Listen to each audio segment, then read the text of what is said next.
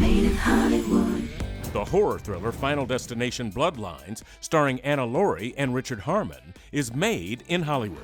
It's just fun to watch people get torn into pieces. Like, it's simple as that. I don't know what that says about me.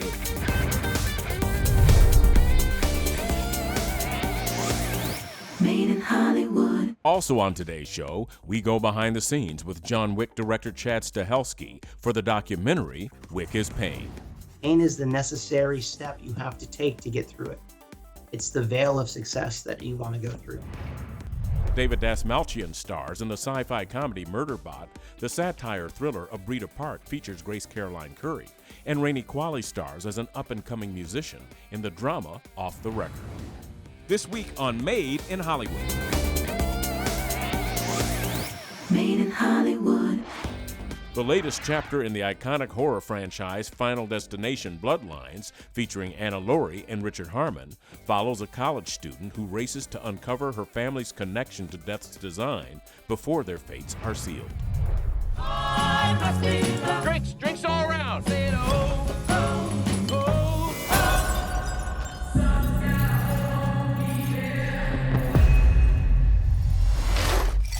Final Destination 5 had like the best ending of any movie ever. So when we first heard they were doing another one, we were like, well, how? And then we heard John Watts's idea for this movie, basing it around a family. I mean, it was much different when I first read it. And they had made little changes to Stephanie that were reflective of who I am as a person. Family. You don't get to pick the one you get. Just gotta love the one you got. It's so spectacular and so epic and so funny and over the top almost in such a fun way that it's such an experience. Final Destination movies are experiences. It's just fun to watch people get torn into pieces. Like, it's simple as that. I don't know what that says about me. I always knew this day would come. I got it. I don't think you got it. I held him off for years. I think two directors really helps the movie. They were shooting so many different sets at once, and it's also cool to see like their strengths, right, and like which kind of notes they come in and give. Two brains melded into one super brain.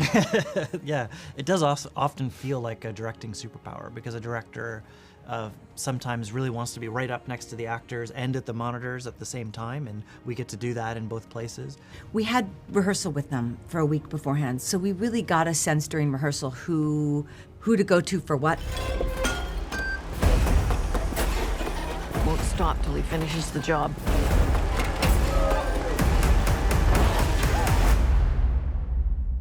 Death is coming for our family. The more real it feels, the more horrific it is. So we used practical effects wherever we could so that what you're seeing happen is as real as possible. Getting to see like body parts, I mean, is jarring for any day of your life. So, I mean, it was definitely scarier, but getting to come to set and see it in real life just made it, you know, I think it makes the movie feel so much more real, and what we're seeing in front of us is what the audience gets to see. They took so much pride in making sure that it was there in person and they were really filming some sort of like practical element or prop. Like props was amazing, special effects was amazing. Absolutely. Grandma, what's happening to us? Years ago, I had a premonition that started it all. I saw what death was about to do.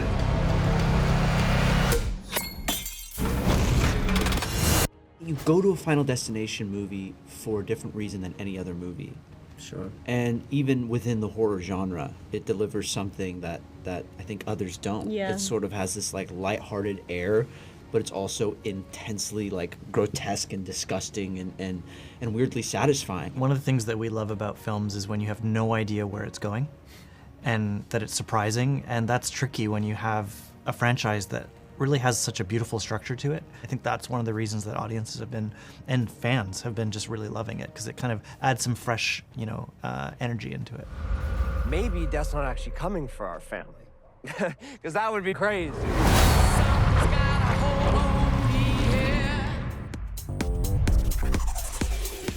Now available on your home screen. The documentary Wick is Pain offers a behind-the-scenes look at how director Chad Stahelski turned a scrappy underdog film into the groundbreaking John Wick franchise that reshaped action cinema. I knew Keanu for years before I directed him. I don't know if you realize what kind of advantage that is.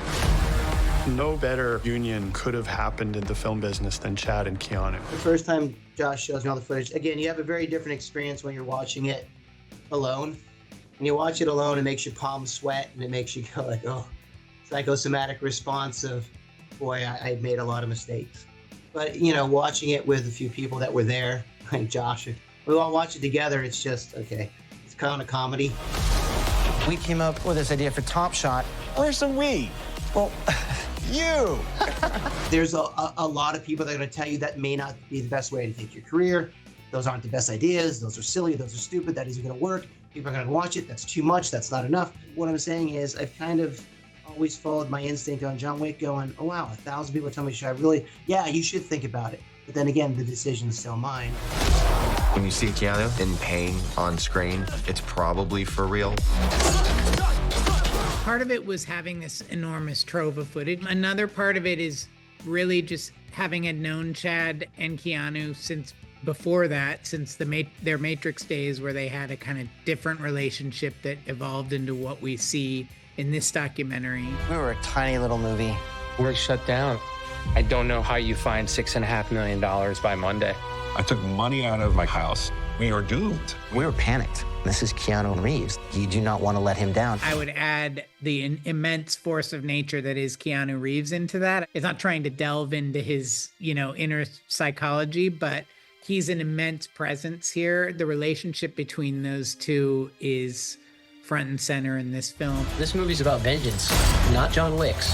Ours. Having known Keanu for like 20 years beforehand, seeing his work ethic, and I met him when he was at the top of his career. That's the bonding thing that everybody talks about, is that mutual respect, that force of sheer will, that you have a common goal, and whatever that goal costs, you're gonna pay it. Wick is pain. Wick is celebration.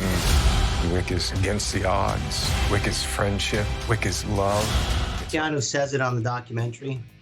He defines what it is. My favorite part of the documentary is the last 2 minutes with Keanu. Pain is the necessary step you have to take to get through it. It's the veil of success that you want to go through. It's all those big ideas.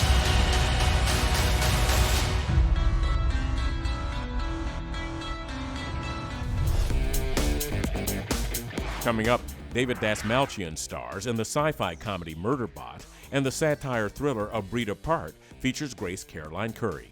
To find out where to watch any movie, scan the QR code so you can get notified to download the new MoviePhone app. It was so fun when you have a very clear intention and that intention runs in an antithesis to the hero's journey. Made in Hollywood. Made in Hollywood. Now available on your home screen. A self-aware security robot fakes obedience to protect fragile humans and its own secret free will in the darkly funny sci-fi thriller Murderbot featuring David Dastmalchian. I am a security unit, or sec unit. I was built to protect and obey humans, and humans are idiots. But now that I've hacked my programming, I can do whatever I want. As long as they don't find out. Paul sent me Murderbot because he had read it and loved it. My first exposure was, like a lot of fans of Murderbot, was just from having the book placed in my hand. Never heard of the Murderbot Diaries before I saw the script. I was a fan of Chris and Paul Weitz, so that was very attractive. We focus on these characters who are very heartfelt, and it's about a sort of cyborg who slowly becomes part of their team. Let's talk security. We need you to select a sec unit to take on the mission. One of the wonderful things about the team that Grathan's with, led by Noma's character Mensa, they're all already a part of a reality and a culture and a lifestyle that is so different than what is the norm, the normativity in the corporation rim, the way most people at this time in this story exist. Stay calm. It'll be okay. I didn't know it has a face. Yeah, it's kind of a sweet face. Stop staring at me. I wasn't. Stop staring at me. Chris and Paul do an amazing job of setting up a very safe and creative space. I was so glad to be there. Like, it felt like a trick that I'd somehow stumbled onto this set and people were letting me say things that I wanted to say, and paid me to do it. That's part, I believe, an archetype that I have within me. I like to make sure that everyone is comfortable and safe so we can all play well together. I have been noticing some anomalies with the sec unit. Uh-oh. And when I plugged into its system, the unit was already rogue. It calls itself Murderbot. House private. It's a killing machine.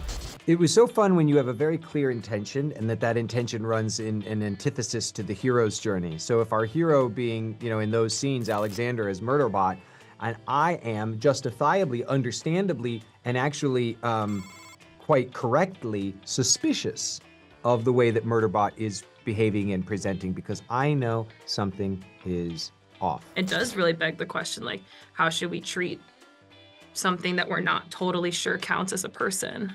Our interest was in making a world that didn't trade upon like tropes that have already been done before, which have been done really well, but to make something new and something that feels like visually like a fun place to be, as well as something that feels true to the books. You could have killed me. There was a chance, yes, but everything turned out fine.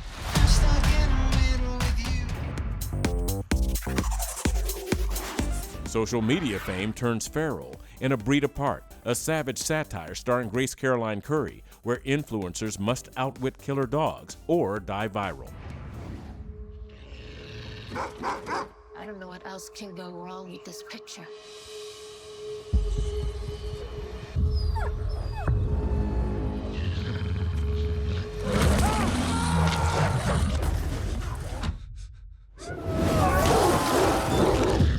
I read it all the way through in one sitting. I was just so entertained.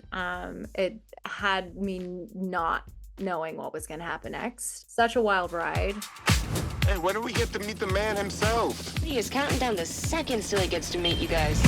Welcome to Vincetopia! You've got Vince Ventura, who invites us to the island, and it's in this sort of Willy Wonka fashion and says, you can win this whole island if you catch the most rabid wild dogs, which he leaves out the rabid part, and just says that they were dogs from the movie The Breed, which is very meta of us that we reference the Wes Craven film.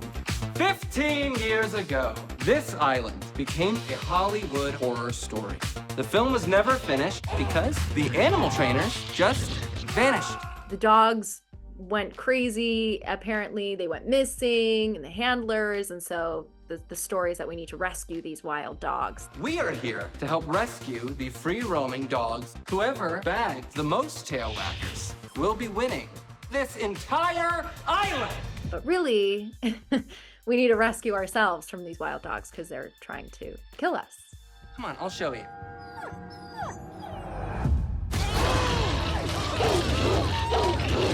It was very creative and spontaneous often. Griffin Nathan would kind of have an idea for a line and kind of throw it out there and trying out different jokes with us, which was really fun. And it was a pretty safe space to also kind of come to them and go, wouldn't this be funny? Could I do this? And, they were so game. I really think you should see this. I don't know what they were doing there. I do. Oh, he's so cute. Really fun to work with two directors and brothers. And there are a few times where I would joke with them where it was like, Collins and Violet, is this a little bit how you guys feel sometimes? Which one is Collins, which one's is Violet, They were so fun, and they kept the set so light and fun and really handled the madness of filming in Guatemala. They really handled it well, which helps when you're trying to make something fun, right? You want to keep things light. But yeah, they're awesome. They're a good time. To find out where to watch any movie, scan the QR code so you can get notified to download the new Movie Phone app. Up next, Rainey Qualley stars as an up-and-coming musician in the drama Off the Record. I hope that people feel, especially women, but everyone, feel empowered and feel like they can trust their gut and stand up for themselves. Made in Hollywood. Made in Hollywood. Now available on your home screen. Rainey Qualley stars in Off the Record, a music industry drama about a young singer whose whirlwind romance with a fallen rock star spirals into a battle for creative and personal freedom. You should absolutely say yes. He's Brandon Burge, and he's got a lot of great connections.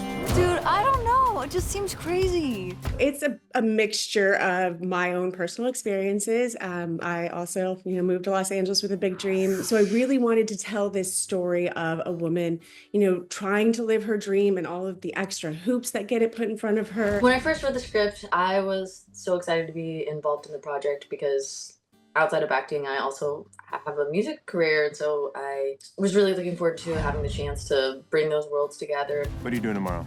I don't know. What's happening? And he's intelligent, and he's really sexy, and he believes in me. Brandon Burge thinks that I'm the real deal. Rainey, of course, has, a music career that is already started, and she's got stuff out there. The story, it kind of mirrors her own experience as well. So, talking about where this movie comes from, a lot of Aster came from Rainey. Even, her best friend is played by her real life best friend. I really relate to Noelle because Rainey and I are best friends. So it's very easy for me to tap into that because it just felt like who we are already. Oh, I don't know. He's been drinking. He's asking for a ride.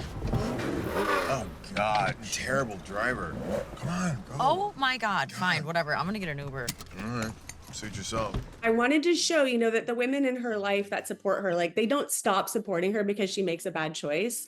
I've always really loved movies about flawed characters. I don't think our protagonists have to be perfect for us to root for them. I feel like I'm quite honest in my real life with my friends and how I feel about certain things. So yeah, it was definitely really easy for me to tap into here's a mirror sort of friend where I want them to see their worth and, be there for them. It's an evergreen story. Older, powerful dude dangles a woman's dreams in front of her. I hope that people feel, especially women, but everyone, feel empowered and feel like they can trust their gut and stand up for themselves. There was a lot of other stories to borrow from, so it's not all my personal experience, but I think a lot of other women are going to be able to see their experiences in it. I promise. You won't be sorry. Stay tuned, there's more coming up on Made in Hollywood. Made in Hollywood. Thanks for watching Made in Hollywood, powered by MoviePhone. For more behind-the-screen content, check out MoviePhone.com. Made in Hollywood.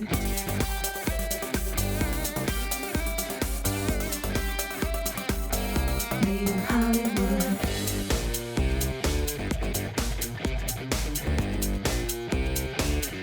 Made in Hollywood.